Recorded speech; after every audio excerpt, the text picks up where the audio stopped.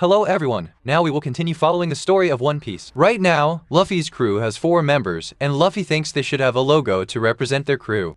The first logo Luffy drew looks like a fool, and Zoro suggested that their logo should look a bit cool. Not to mock them or anything. At that moment, Usopp volunteered to be the artist because it's one of his specialties. The first logo Usopp drew had a long nose similar to his own. Hey, it's just like you show off. The second logo that came out looked a bit cooler, but he didn't forget the straw hat on the skull. Finally, Luffy's crew had their own logo and pirate flag for their crew.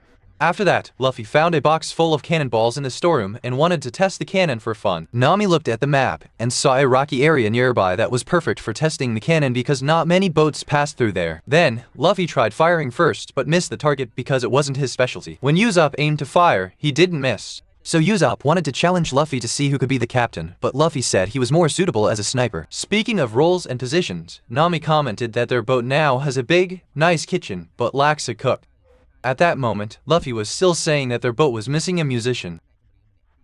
Then, while they were gathered in a room, a man suddenly appeared from nowhere, boarded their boat, and broke the things outside. Looking at him, that man was not a pirate, and he was very angry with Luffy's crew, accusing them of trying to kill his partner. Because they didn't understand each other, Luffy threw the man and slammed him against the wall. At that moment, Zoro heard the man's voice and seemed to recognize him. When he came out to sea, Zoro recognized the man was named Johnny. In the past, Zoro used to work with Johnny hunting pirates together, and they had another partner named Yasaku who was seriously injured. Johnny said that before, when he was taking Yasaku to rest on a small island, a pirate ship came and destroyed the place where they were resting. That's why he came on this boat to take revenge. At that moment, Luffy and Usopp understood their mistake and apologized with their mouths agape. Then, Nami came to help examine Yasaku and found that he had a disease called scurvy. It's not a serious disease, just squeeze a lot of lime juice into his mouth, and he'll be fine in a few days. At that moment, Luffy and Usopp had trouble squeezing lime juice into his mouth, so they just stuffed whole limes into his mouth to make it easier. After eating a lot of limes, Yasaku woke up and got up to them happily, but not for long or his illness returned.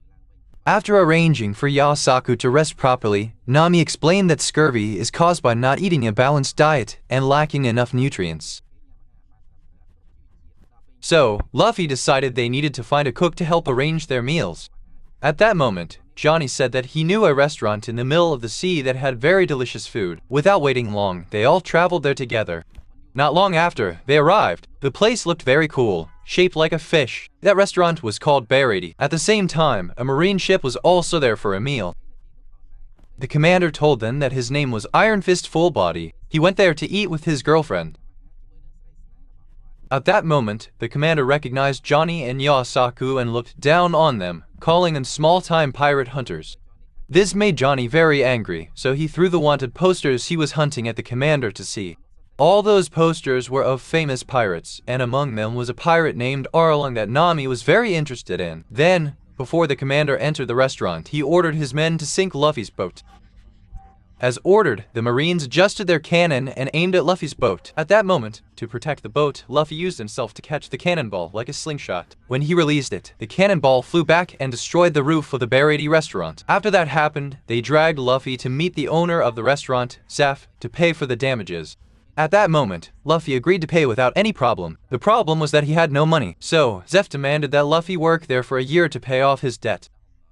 Speaking of Luffy's crew, while waiting for Luffy for too long, they went in to see him. When they got there, they saw a waiter named Sanji beating up the commander because the commander dared to look down on his food. Actually, Sanji is also a head chef in that restaurant. Whoever dares to look down on his food will be beaten up just like that. Then Zeph, the owner of the restaurant, came in and kicked out both the commander and Sanji for causing a disturbance in his restaurant. At the same time, one problem wasn't solved and another one happened. At that moment, a starving pirate walked into their restaurant and ordered food, and one of the chefs taunted him and asked if he had money. When he found out the pirate didn't have money, the chef chased him out. Overall, the chefs in this restaurant are very fierce.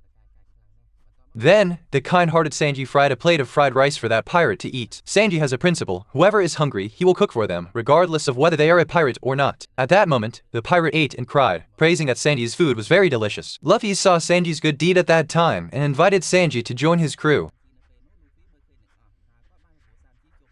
But of course, Sanji had no reason to join Luffy's crew at that time. At that moment, the pirate who was there introduced himself as Gin, and his pirate crew had just returned from the Grand Line.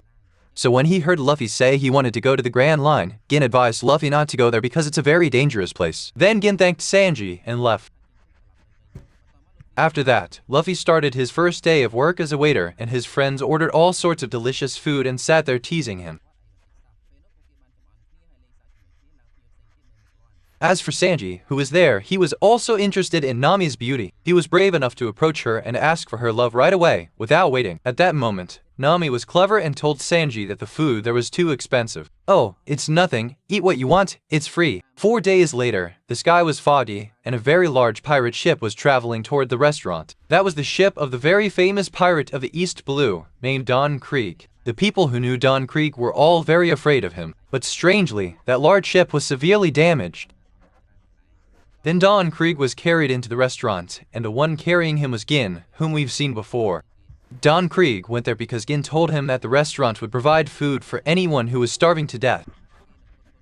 And at that moment, Don Krieg knelt down and begged for food from the chefs. But the chefs were hesitant because they were afraid that after Don Krieg ate and regained his strength, he would kill everyone there. But at that moment, Sanji brought up a large plate of fried rice and bottle of wine for Don Krieg.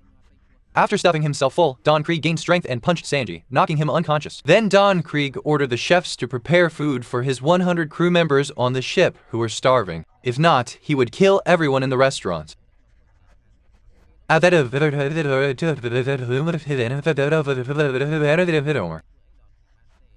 only that, his armor was also equipped with many weapons, firing back and injuring the chefs.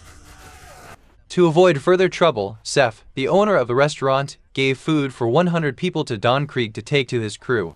Then the story cuts to Nami for a moment. At this point, she is on a boat with Johnny and Yasaku. Nami seems to be very interested in the pirate named Arlong, and at that moment, for some reason, she knocked Johnny and Yasaku into the water, told them she had stolen the boat, and then sailed away alone.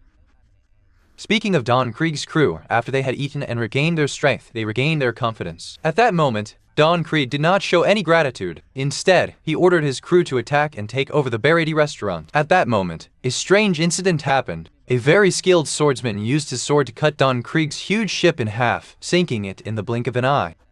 That man was known as Hawkeye or Mihawk. He is the most skilled swordsman in the world. As soon as Zoro saw Mihawk, he immediately challenged him to a duel.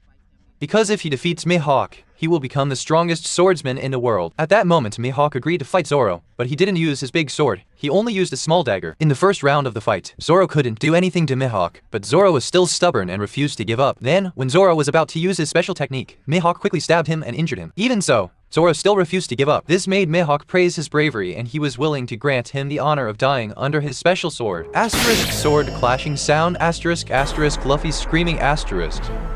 Seeing this, Luffy was furious and very angry with Mihawk. He shot his slingshot and rushed at him, but he missed Mihawk and hit his head on a boat plank, getting his head stuck and unable to pull it out. Later, Mihawk told Luffy that he had held back his hand and didn't kill Zoro, leaving him a chance to fight him again in the future. Then Mihawk left as he pleased, and at that moment Don Krieg wanted to challenge him to a fight too, but he wasn't interested. After Mihawk left, Luffy arranged for Usopp to take Zoro and find Nami, while he had some unfinished business with Don Krieg. For this story, I will pause here. Thank you everyone for following this story with me. If you think this story is good, please give it a like and also a comment. Commenting A, B, C, or anything is fine as long as you comment. And I would also like to ask those who haven't subscribed to the Monogornai channel yet to please subscribe, as it gives encouragement to the admin to produce more videos. For now, thank you once again, and I wish you good health and a prosperous future.